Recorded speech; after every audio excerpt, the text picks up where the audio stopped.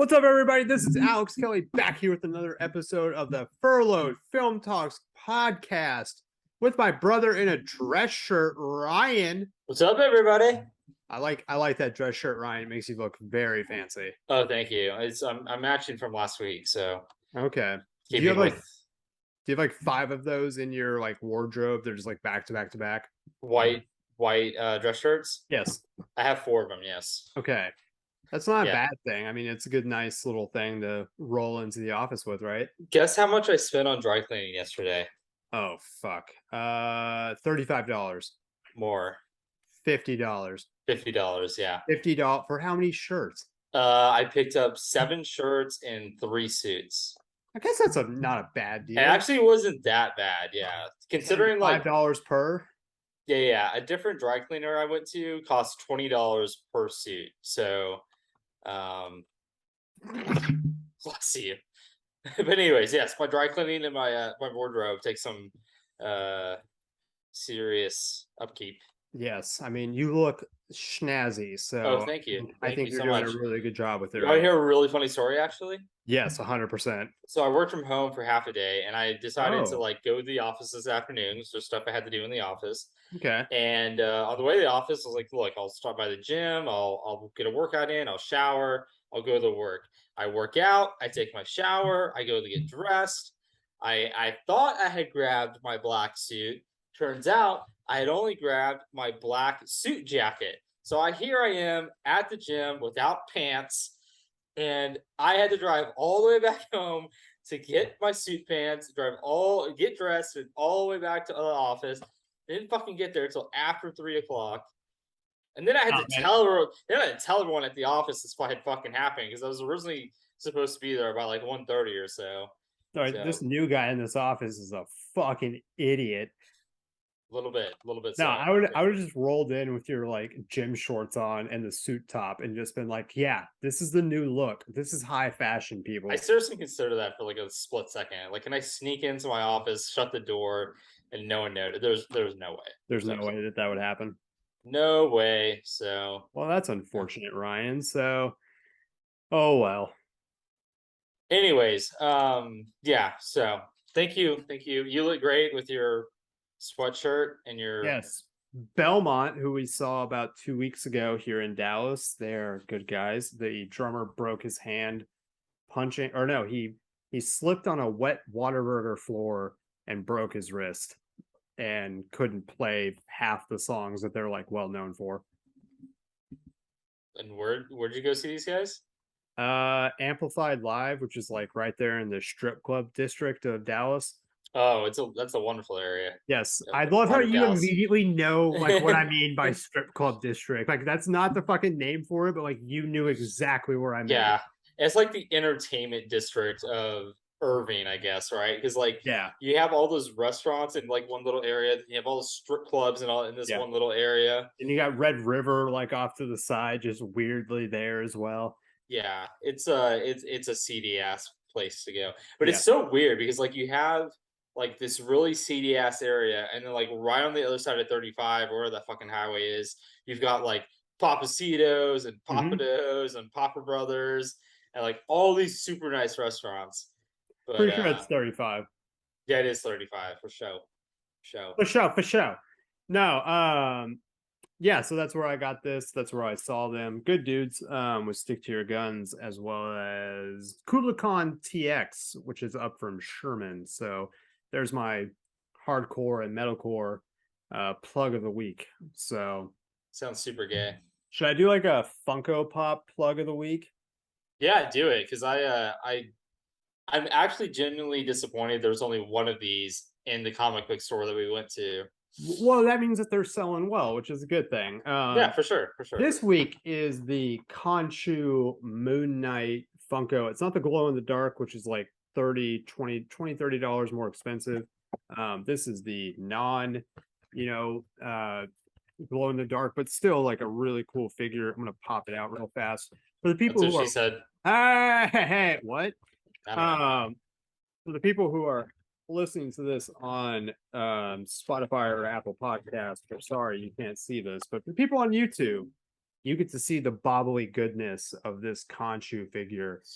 He looks so dope, like just perfection in everything. He's just like, hey, be my avatar all the time. Eat my ass. Eat my ass, Kome Makula. Eat, That's our. eat my ass. I'm just gonna put him up there out of box now. That'll be a thing. We just take him out of box and put him up right behind me Nice. on the Freddy Funko Fright Night box. So, but everybody, thank you for checking out this episode of the Furloughed Film Talks podcast. You can check us out on Twitter at Furloughed Film and on Instagram at Furloughed Film Talks. If you're listening to this shit on Apple Podcasts or Spotify, we do this on YouTube as well. You can find us if you just go to YouTube, search Furloughed Film Talks, subscribe, hit the bell, do all that stupid shit on YouTube.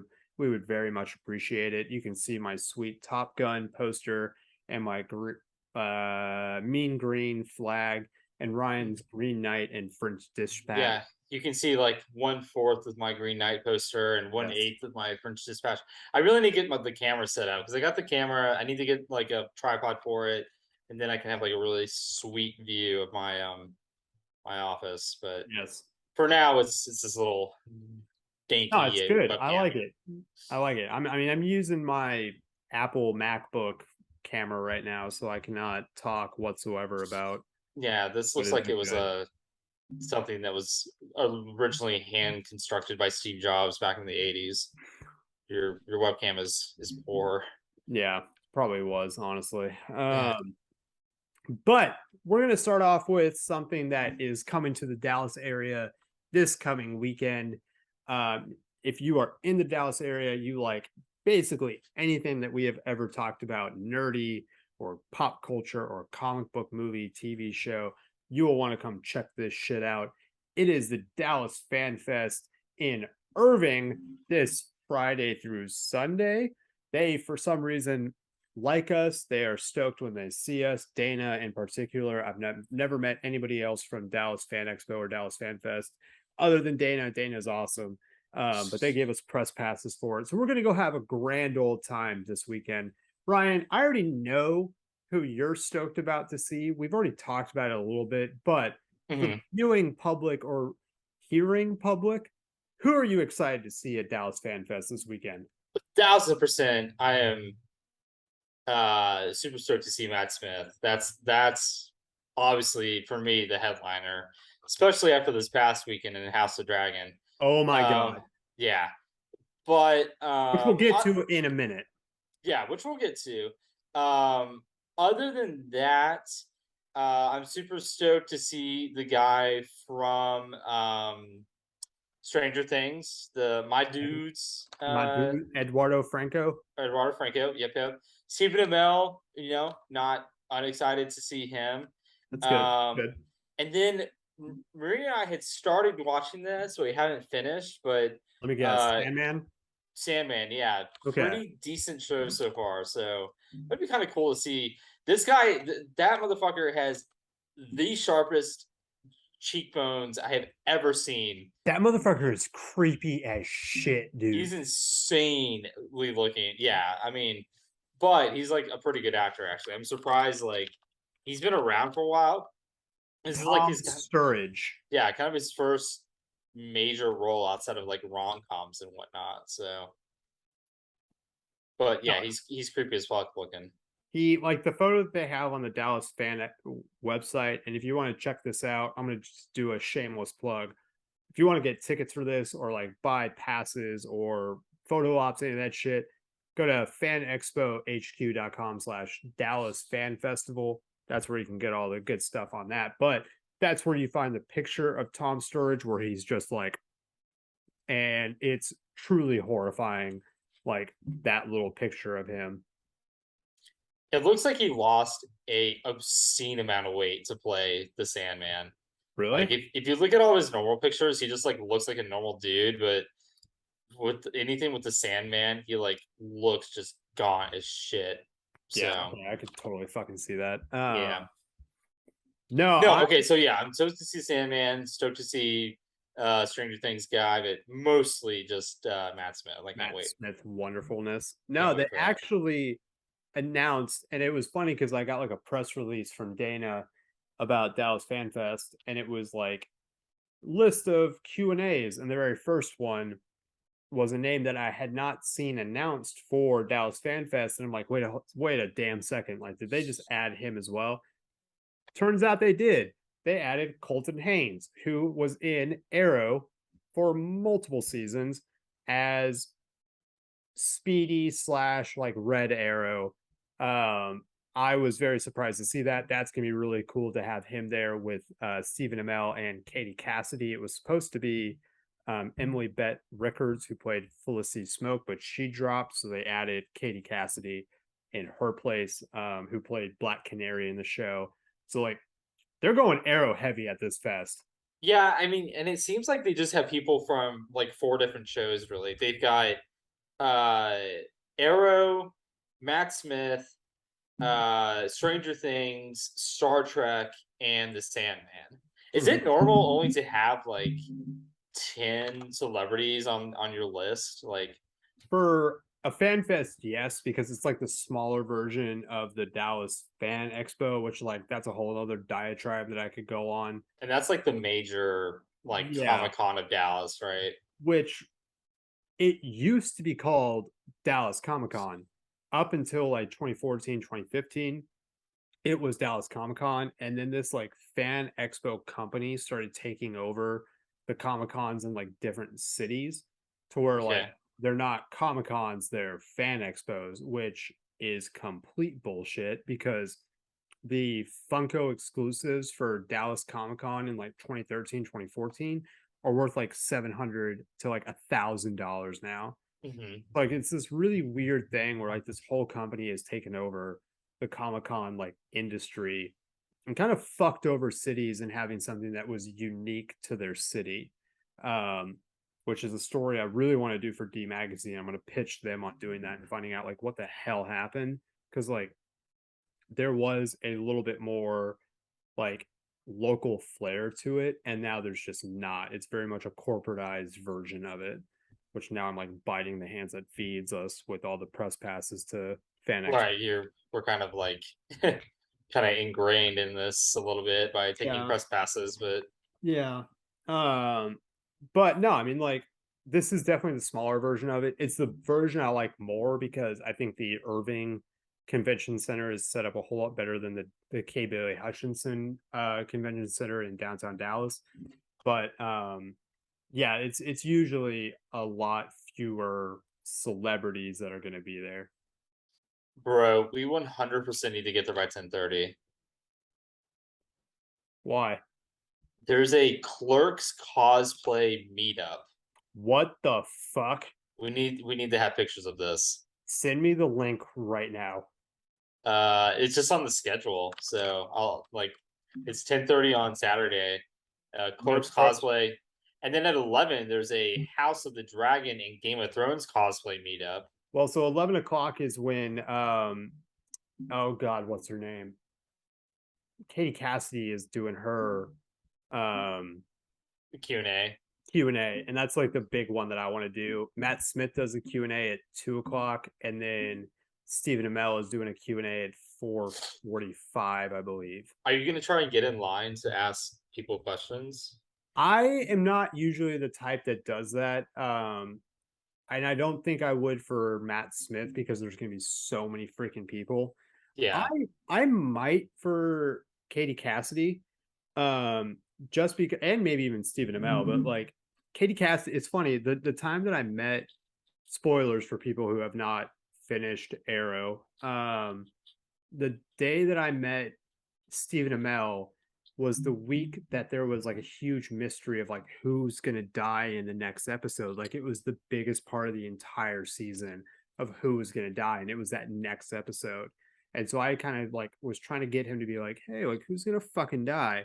And he like just Mhm. wouldn't give it up. It was Katie Cassidy's character. Oh So wow. I'd love to know like what it was like for her. And she's probably fucking answered it a million times, but like it is a heart wrenching part of that entire show.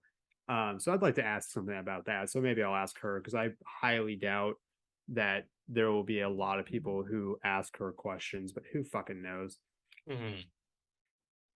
Huh. Okay. Nothing can top the Michael Rooker Q&A that we saw at Dallas Fan Expo. The what? Michael Rooker, he played Yondu in Guardians of the Galaxy, as well as the stage manager in Mallrats. Okay. You've definitely seen this fucker's face before. Yeah. No, I know who you're talking about. Dude, he was off the fucking wall. It was wild shit. Is he on drugs? Like, what was going on? He was hungover for sure. Oh, okay. So, no, it was one of the wildest Q&As I've ever fucking seen in my life, but I'm thankful I saw it because it was memorable for sure. But no, we're gonna get Matt Smith's autograph on a Funko. Hopefully, get Stephen Amell to sign a photo of me and him and Garrett. Yeah. Well, so are you? You're just gonna get Stephen Amell, and I'll get Matt Smith, right? I think I'm gonna get Matt Smith now. So you're gonna spend like over $200 on autographs? It'll be like 160. Well, each of them's like 120 bucks, right? No, Matt Smith is 100 and Stephen Amell is like 60. Oh, okay. Okay. Yeah. So What else was I gonna ask you? I don't know. Never mind. Oh, what time is Matt's autograph thing? So he'll probably start around like noon. That's what I wanted to fucking talk to you about. Holy shit. Thank you for reminding me about that. We can buy tickets. This is a perfect plug for fucking Dallas Fan Fest as well. You can buy tickets for autographs for Matt Smith ahead of time. So you don't have to worry about getting in line and being cut off. We can buy our tickets right now if you would like to do that, Ryan. Okay. And So then like and then there's just a set time we go and like do it. yep. Okay. So Cool. because like when I went to go get Brendan Fraser's autograph, you weren't there for that, but I will go get this real fast. You talk about Matt Smith and your love for him real fast. I won't do that, but I will talk about my love for Brendan Fraser, that of George of the Jungle fame and Dudley Do Right, all around good guy. And Brendan probably Fraser. winning the Academy Award for Best Actor. What's that? I said probably winning the Academy Award for Best Actor. Let's not get ahead of ourselves. Dude, There's a lot to happen in between now and then. no, I didn't fuck up Conchu. No, dude, like they had another premiere today at some other film festival. Mhm. Another standing ovation for like 15 minutes. Wow. No, so I have this Brendan Fraser signed VHS for people at home. It's signed 2 times, but when I went up the first time, I'm just gonna throw the thing that's signed off to the side here. When I went up to get it like signed, the first time the line was so crazy that they were like, you're gonna have to come back in like 5 hours to get your shit signed. And I paid for the ticket like there in person at that moment. I'm like, all right, I'll come back. Like this means so much to me. Uh-huh. And then I came back like an hour and a half later. The line was down to like 15, 20 people. And I'm like, hey, I already paid. And they're like, yeah, come on. And I'm like, fuck it. Okay. Get in line. 2 people after me. There was a pregnant lady. There was another dude and then like a pregnant lady. Uh-huh. The pregnant lady got cut off. Like Had she already paid? yeah. So like that was where the line like stopped. I literally got in like right before because he'd been signing for hours. And so like if I hadn't shown up in that moment, I would have waited until like 5 or 6 o'clock to get this VHS of Dudley Do Right signed. But no, That's wild. I lucked out hardcore on that shit. But Matt Smith must be making so much fucking money doing this. Like you have to imagine bro. like every 10 signatures is $1,000, like, and if hundreds and hundreds, yeah, that's kind of But and then crazy. you have to remember, like, he has like basically canceled 3 or 4 times on this fan fest or like the Dallas Fan Expo. So like people are they're hesitant to believe he'll be there, but we're Tuesday. This episode is going to come out on the 12th, which is a Wednesday. Mm-hmm. At this point, I have seen nothing to say he is going to be canceled or not be there. So like, Yeah, and when you it's search happening. Dallas Fan Fest, there's like stories in ABC, Channel 8, and like iHeartRadio and Fort Worth Star Telegram about like how Matt Smith of HBO's House of Dragon will meet fans at Dallas Fan Fest. Yeah, which So that's Dana, and that's the PR company getting out to all those people. And she's, again, shameless plug. Dana's a badass. She's so awesome. She's killing it right now. And yeah, that's 100% her getting that to all those people. yeah, well, fuck. I hope. Yeah, I mean that'd be so shitty if he cancels again. Like, what happens? Like, they just refund all the money? Yeah, they just refund everything. Dude, that And at that blows. point, like literally, if it's that big of a name, they would almost be what's the word? Liable to like refund tickets, like passes for people just like to get there, which that would be a shitload of money because dude, they like you were saying, they don't have anybody else that's like a big name like that. Like they got big names like Stephen Amell, but nothing like a Matt Smith who's currently in the biggest show. Right now. Yeah. Yeah, like that's it. Yeah, possibly. Yeah. So that's crazy. So I don't know. I'd be shocked if he doesn't show up. Yeah. Well, we shall see. It should be fun. Yep. Looks like there's going to be a shit ton of cosplay meetups Oh yeah. and It's gonna be a great time. It's always a great Dungeon time. and Dragon stuff. So looks like a good time. But because Matt Smith, not because Matt Smith's going to be at fucking Dallas Fan Expo Fan Festival, but because we've done it literally every fucking week and it's one of the craziest shows out there right now, we are ready to jump into the latest episode of HBO Max's spin-off series of Game of Thrones, House of the Dragon, with one of the best episodes. I think I say that every week now, of this show, one of the most consequential that they've done. Ryan, what is the synopsis for this week's episode of House of the Dragon? All right, episode 8, The Lord of the Tides, which came out this past Sunday, October 9th. So the synopsis is 6 years on, Corlys Velaryon, Lord of the Driftmark, is severely wounded fighting in the Stepstones. His brother, Sir Raymond, petitions King's Landing to name him as Corlys's heir, proclaiming Rhaenyra's son, Lucerys, illegitimate. Rhaenyra and Daemon return to the capital to defend Lucerys' claim. They find King Viserys is bedridden, disfigured, and his mind muddled. Queen Alicent and Sir Otto Hightower now Bitch. oversee. ¿Qué pasa? Alicent and Otto, bitch. Dude, she has like perma resting bitch face. Like she can't get it off her face. Both are bitches. Yeah. So continue. Yeah, okay. All right. Queen Alicent and Sir Otto Hightower now oversee all royal duties. When Priest Aegon rapes a handmaiden, Alicent covers it up. Did you miss that part? No, I didn't. But they just like went all fucking. Yeah, these Wikipedia synopsises go hard. The spoilers, because like they fucking these like go all in depth. Yeah. Okay. We should probably pre-warn with the spoiler alert, even on the synopsis from Wikipedia. Upon Sir Vaemon's arrival at the Red Keep, Rhaenyra proposes an arrangement to gain Princess Rhaenys' support. She also implores Viserys to defend her succession, quoting Aegon the Conqueror's dream about the prince that was promised. Sir Vaemond presents his petition at court. Viserys, barely ambulatory, enters the throne room and declares Viserys the Driftmark heir. In rage, Vaemond calls Rhaenyra's children bastards. Daemon beheads him. See, thank you.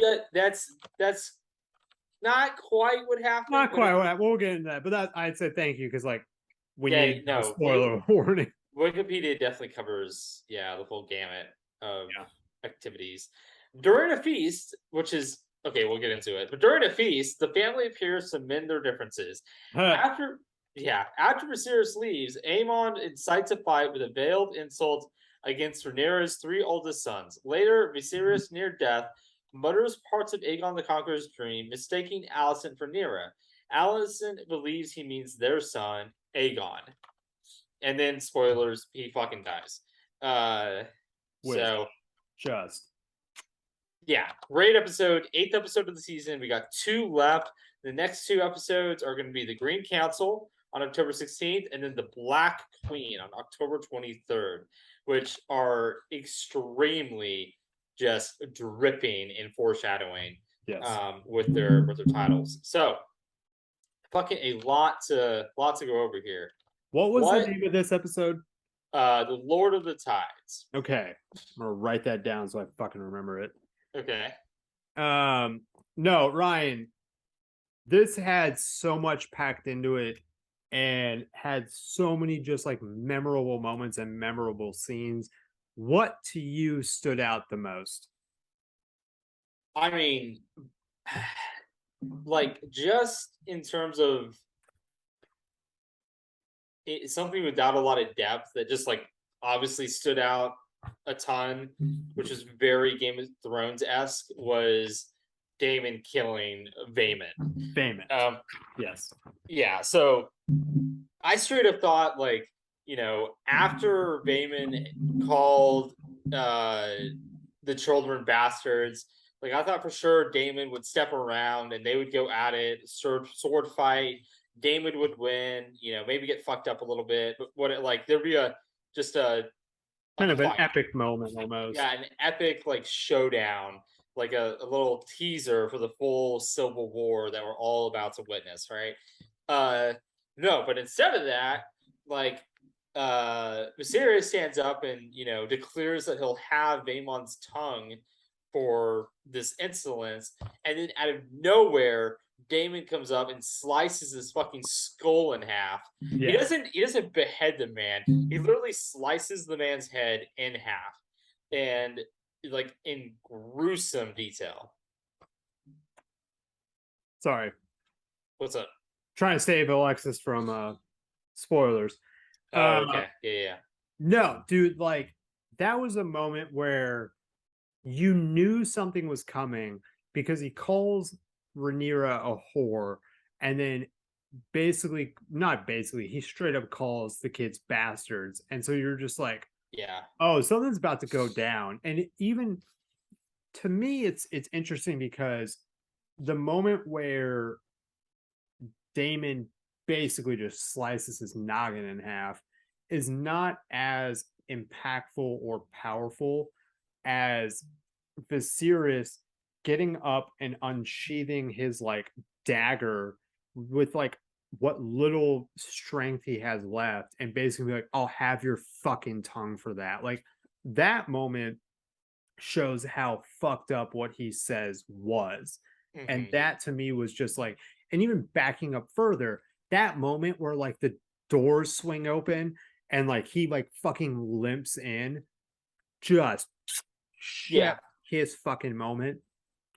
Go ahead. Sorry. Go ahead. No, you. No. Yeah, I mean, fantastic scene. A close second for me, just because like this might have been a dark horse for a lot of people, but for me, as a huge fan of The Last Kingdom, yeah. Fucking Ewan Mitchell, who plays a priest in The Last Kingdom, him as Prince Aemon Targaryen in this episode, yeah, fucking amazing, dude.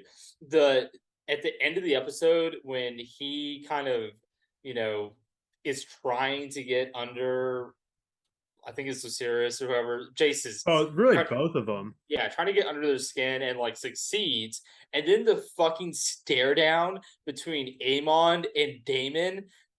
Perfection. Fucking sick, dude. Okay, I'm gonna say like I'm sure HBO and like the showrunners and producers of Game of Thrones, like they know what they're doing and they have done extremely well so far in this season.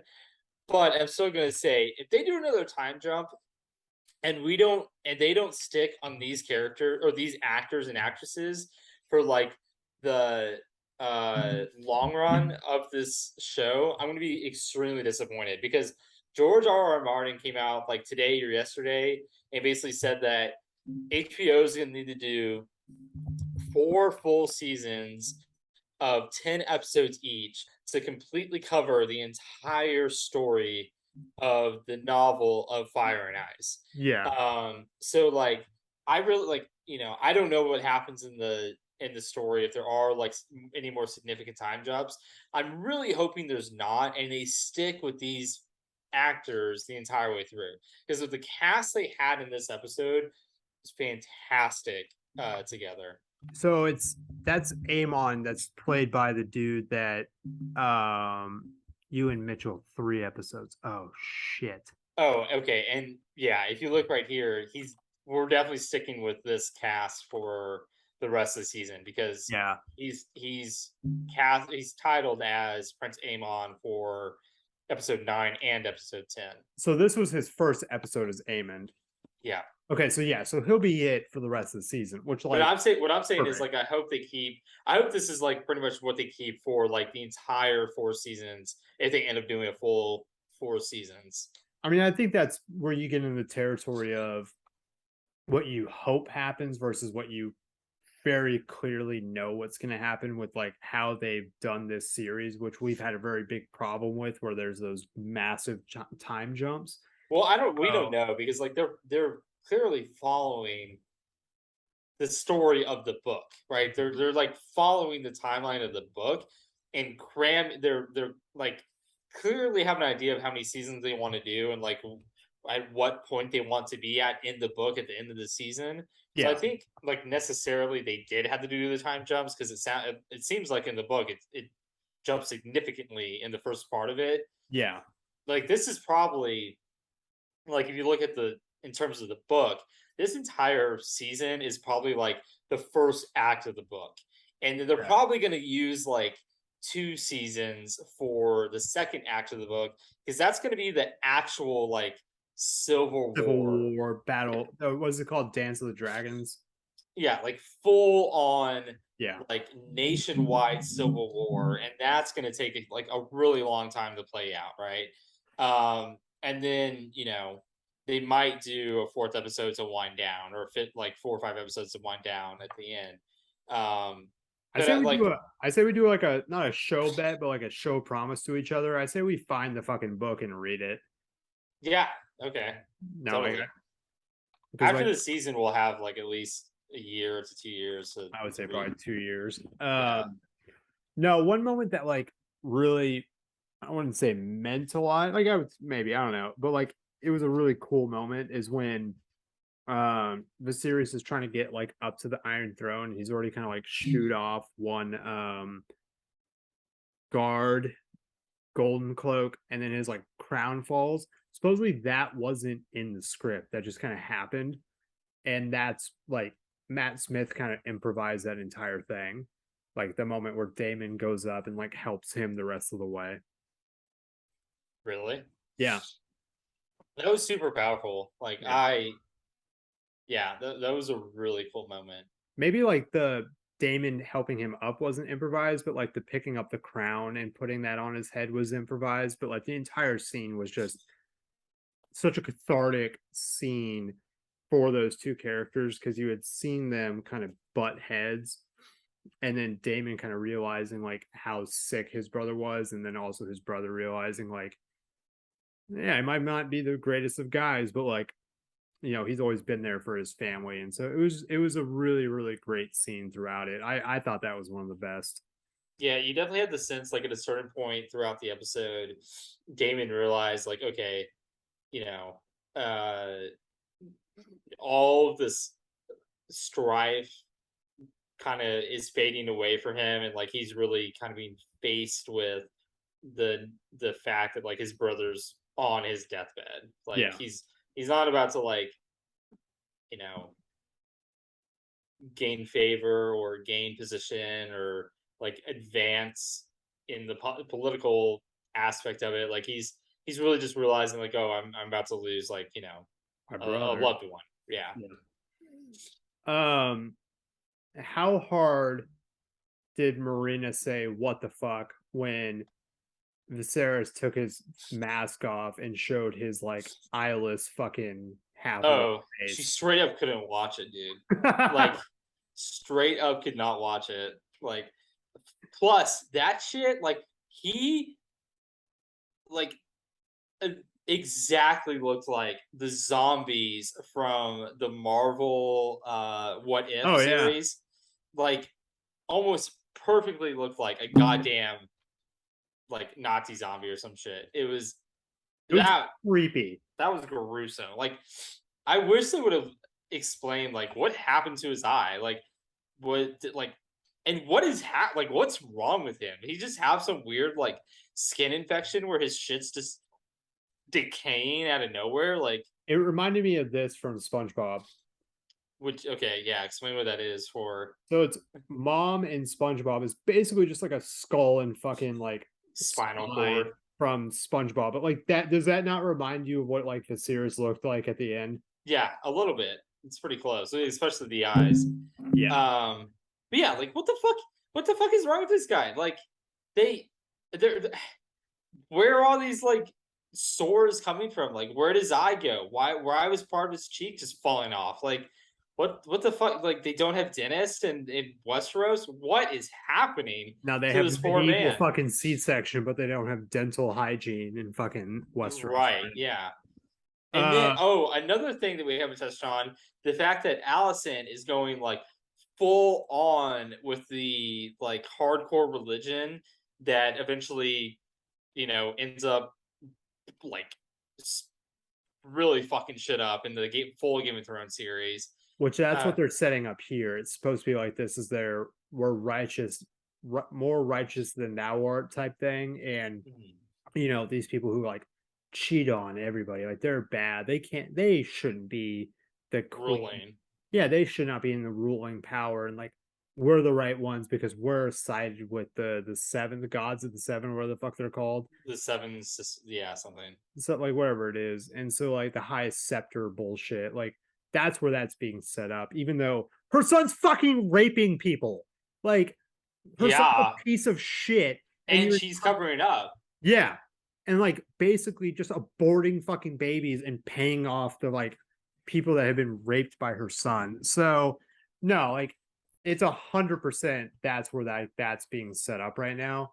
Um so no, like back up. We've jumped all over the place, but Ryan, I think we've both agreed that if we are lucky enough, if we have the Yeah. time, if we get in line in time enough, what is the one thing that you're going to have Matt Smith inscribe on your Funko Pop when he signs your shit? Oh, 100% he can keep his tongue. Yeah. It's funny you texted me that because like as soon as it happened, like obviously been talking about like Same. Van Expo was happening, like I'm getting a signature from Matt Smith. Like and literally as soon as it happened, I like turned to Marina and said, I am literally getting he can keep his tongue like signed on my Funko. There's gonna be there's one of two things that's gonna happen. One, he is gonna know, which he's a smart motherfucker, and his PR team and everybody that like handles him is smart.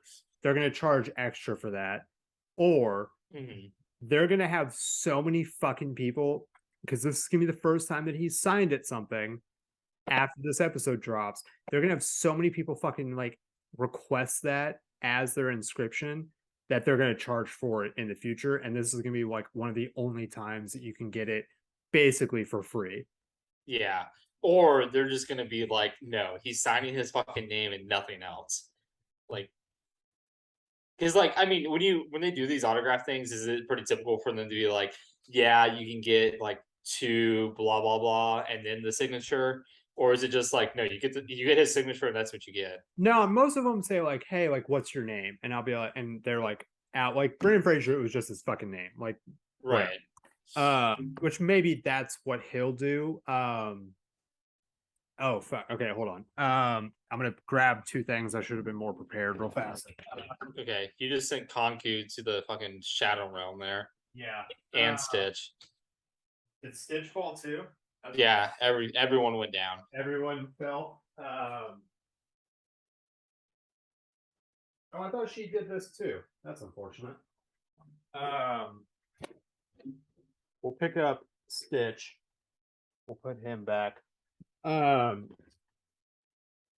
I thought she put her name or like a inscription. Oh, she did. Okay, so she put for Legends of Tomorrow. It was Katie Lotz. Uh, Uh-huh. she put her character's name at the bottom. Some of them put like to Alex, or something else. The other one that's I can't go grab it right now. It's actually this guy, Arthur Darvill. He Okay. put he put to Alex Kelly, blah blah blah. But then some of them do something like this, where you could pay extra Mm. to have to Alex surprise motherfucker, and then his signature. Uh, Okay. so like, but most of them usually put your like name on it and then sign it. Yeah. So, and then some of the time you have to pay extra for like a like real inscription, but nah, dude, like that that line is going to become like iconic. Oh, for His sure. Yeah. character, like that is such an insanely amazing line that maybe they say like no, he's just gonna like write his name because he's gonna have so many fucking people be like, I want he can keep his tongue on his fuck like on their I shit. know. I thought it was being like original, like, ooh, I'll get this sign of my Funko, but like everyone's gonna fucking Yeah, want him to sign that if it's anything like related to House of the Dragon. yeah. Um, what did you think of the like kind of dinner scene after that? After Vayman. Well, hold on. Actually, I want to back up. Is it weird to you that they just basically killed Lord Corliss off screen? We don't know if he's dead yet. Remember? But like, it's heaven. Like fucking uh Damon just sliced the dude's head off, thinking like this guy's like it's just a weird thing that like he's basically dead off screen now. Um, n- it's slightly weird, but I mean, in the grand scheme of things, for this like season, I don't think it's weird. Like they're obviously trying to rush through like a shit ton of material to get to a certain point in this season, and like to you know they could have like shown him get injured and battled, and him like you know being treated to and yada yada yada, but like I mean, stuff kind of like that happened in Game of Thrones, where it happened off camera in the form of like a message or Yeah, a rumor or something like that. So, but not with uh, like if you were gonna power rank the characters, it would obviously be like Rhaenyra, Viserys, Damon, um, shit, like Corliss's wife. Corliss is up there, like at least top 7 or 8 of the entire characters. Like you would never have a top 7 or 8 character in Game of Thrones just like killed off screen. yeah, that's why I'm saying like I don't think he's dead. Like I don't And you're think. probably right. Like that's why it's just to me very weird that like he's basically dead. Yeah, I mean, if he ends up being dead, and like if we just go into season 8 and like it's just like common knowledge that he's dead, and then it cuts to Lucerys being like the Lord of Driftmark, that'd be strange. That'd be very strange if they never like even touched on how he died or whatever. But if like he ends up dying, not as weird. If he like makes it through and actually comes back, and then because I honestly think he'll end up coming back, being fine, and like heavily participating in the Civil War now that Yeah. Damon offed his fucking brother, right? Like, Bro, no, that'd be fucking sick, actually. Okay. yeah. So that makes more sense to me and would like kind of explain why they like pseudo are trying to kill him off behind the scenes. And almost like pushing back, knowing that like not a true Valerian would be like taking the throne now. Like he would push through like whatever he's going through to get back to like make sure that it's a Valerian on the throne. Yeah, yeah, for I could sure. 100% see that. We've already kind of touched on the dinner scene a little bit. So let's pick up on the scene that is causing a stir a little bit because, as one person put it on Twitter, King Viserys literally fumbled the bag on the 1 yard line at his death. Yeah. What'd you make of all that? Because like I don't like we've both watched the scene now. I don't know how to take that entire scene, to be perfectly honest. Which one? The dinner scene or the death scene? Death scene. Okay. Well, why what do you mean by like you don't know how to take it? I nothing in there made me think that he thought he was talking to Rhaenyra. And that's what everybody's implication is, but like nothing Hmm. there made me think that. Just like watching it, and I was like, I don't know what the fuck, but like maybe it was just because he was talking about like the dream and the Song of Ice and Fire bullshit. Maybe I that think yeah, I think that was it because like he in the last scene that he had with Rhaenyra when he was like talking about the prophecy and talked like when they initially had that discussion, he like really trailed off and Rhaenyra was like obviously upset about the fact that they didn't finish the conversation. And so like I can see like it didn't immediately click. click to me that that's what was happening. Like I read it somewhere else after the fact. But that's what I Uh mean. Like yeah. it's everybody like everybody is just taking like other people's interpretation of it and like kind of filling in their own shit. And like when I watched it, I'm just like, I don't really see that yet, especially because like the season's not over yet. So, but They like could he's have made fucking it dead. So they could have made it way more clear like what was happening. yeah, That I think it would have been like a better way to go. Like I mean, you can obviously make the connections, but like with everything that had happened in that episode in between those two conversations, I think it would have been better if they had made it a little bit more clear. yeah. Because I just like, yeah, I had no idea what the fuck was going on. I was pretty sure that I don't know. I didn't know like after everything that happened, he thought that, you know, Rhaenyra would accept that it would be better for the realm to have Alicent's children become the next uh you know heir to the throne. I really was confused like all the whole way around about it, but I was They willing to both have accept they both have kids named Amon. right. I was willing to accept uh his statement at face value and like in the moment like I was like, okay, he thinks he's talking to Allison. This is just a conversation with Allison. Yes, it's like it's a very, very sharp departure from everything that like he kind of you know said or did throughout the episode. But like, who fucking knows the show? Like maybe on his deathbed, he decides that he wants Allison's children to reign. Yeah.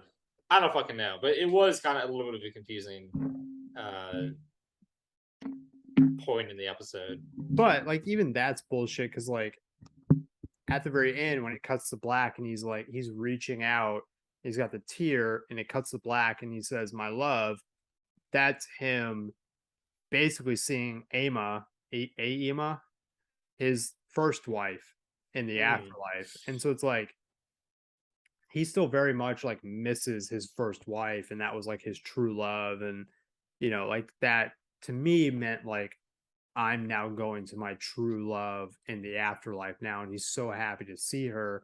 And also this like release of pain, not only just physically, but like metaphorically, figuratively, of all the bullshit he had been putting up with that mhm. entire goddamn family that he'd been around. Like, dude, that motherfucker had been through so much. And this is the moment where I want to give my goddamn props to Patty Considine. I think that's how you say his last name. That motherfucker acted his ass off. And if you went and watched Hot Fuzz, where he played a cop, and then watched this, you would not be able to tell it's the same dude. Like, it is insane. Yeah, I mean, he literally ranged like 40 years, it seems like, Yeah. in the like aging of that character. Like, obviously, it wasn't truly 40 years, but I mean, just like that man put on 50 or 60 fucking years like Dude, in the span of like 10 years. It was insane. character King Viserys died at 52. Really. Yes. So he was probably like what 35 when we first saw I think him in episode one. 26 or 28. I thought only like 15 years kind of passed between episode one and episode eight. This last episode jump was 10 years. Well, how long was the one before that? I think five. No, the one before. And that's the thing that's fucking awful. No, no, But no, no. The one, this one was 6 years. was it 6 years? This one was 6 years. I think the one before that was maybe the jump between 5 and 6 was 10 years. Okay, so that's at least 15 to 16 years right there. And then there's a jump where it Yeah. was 2 years where he had a kid and Allison was pregnant. Okay, so maybe like 20 years. So he Yeah. was like around, let's just say like 30 years old. Okay. But and that's a detriment to the show where like we are confused as hell. About the timeline. Yeah, Yeah. about the timeline and the time jumps and all this shit where it's like we have no idea what the timeline truly is in this show. Yeah, it's going to make it extremely difficult to reference back to this season as we get further on into, the Yeah. second and third season, whatever. It's going to be like really difficult to look back and like, okay, this is what happened and what time frame, or like what were the ages of different people when this shit happened. Um yeah, but I mean, to their credit, like what was the alternative? To have like 8 fucking seasons? I mean, True. yeah. So No, like they've done an incredible job with it. And at this point, how would you compare this season so far to the last season of Game of Thrones? oh, like rating wise or just feeling wise? Both. Are they different? 10 times better. It was a dumb question, but Okay, yeah. like 10 times fucking better. Like that, just the feeling behind it and the acting behind it has been so much better than like anything that was there in season 8. And the characters have not just made 180 like 180-degree heel turns out of nowhere, and burning down entire cities. So like that in and of itself just lends itself to being way better. But like I've really enjoyed this, and it's funny with how much like content there is now. Like I wasn't super stoked about this until literally the weekend of like the first episode. And now every week I'm like, oh shit, like there's a new episode. Like I can't wait to watch this. Like I'm Yeah. just excited as hell for every new episode. Yeah. I would say it's probably like 10% better or Uh so, but like for all the problems with like episode or season 8 of the Game of Thrones, like it was mainly just the writing. Everything else about it was fucking fantastic, right? Like yeah. the cinematography, the acting, just the action scenes, all of that was like out of this world, fantastic. And then just the writing and the way they ended the show was like blasphemous, right? Yeah. So I would say they like continued everything that was good from episode 8, plus have fantastic source material to be going off of, which is why we loved seasons 1 through 5 or 1 through 6 of Game of Thrones, because the Yeah. source material was there. It was amazing. They got the actors. They had amazing visual effects, had amazing cinematography. But yeah, they're just doing a fantastic job. So, what would your Gendo Max Head rating of episode 8 be for House of the Dragon? 4.75. Okay, I'm What gonna about go you? with a 4.5. Okay. Yeah, I just loved from the moment when King Viserys walked in to where that ended with Vaemon getting his head sliced in two, and then in the scene after that, like everything in the back half of this episode was just truly incredible. I fucking loved every minute of this. It's funny, I think they just did like a promo for House of the Dragon on the TBS broadcast for Guardians Yankees, so that's kind of weird. Nice. But what about this episode did you love, right? Well, like I said before, the chopping off of the head, our boy from the Last Kingdom, and I forgot to mention, which you just kind of touched on, but when King Viserys like entered the throne room, like Oh, when they cut off, uh, I guess Rhaenyra was talking. When they cut off Rhaenyra, they open the doors. He like struggles in, and then the King's Guard like announces him. Like that was, I had to watch that like 2 or 3 times. So I love that. I mean, I really loved everything about this episode. It was pretty good. yeah. Khonshu's head is now permanently to the left a little bit, but Good whatever. job. Good job. No, I'm fascinated to see where like this season ends up. Because we are very quickly heading towards a dramatic ending, a very bloody ending to this show, and I can't fucking wait to see what happens, Ryan. For sure. Have you caught up on Lord of the Rings at all? Nope. Cool. Sorry. Cool. Cool. No, it's cool. It's okay. Cool. All right, man. Cool. Great episode. Yeah, I man. cannot wait to see you on Saturday. I will see you Saturday, but what everybody at home, we'll be posting all the stuff from the Dallas Fan Festival to our Instagram at Furloughed Film Talks. A lot of stories, just us going around, seeing what's out there, maybe unboxing a couple of mystery boxes at Funko stations.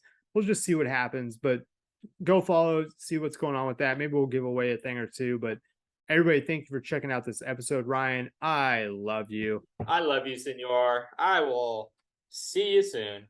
Everybody, have a good rest of your week, and we will talk to you very soon. Adios, amigos.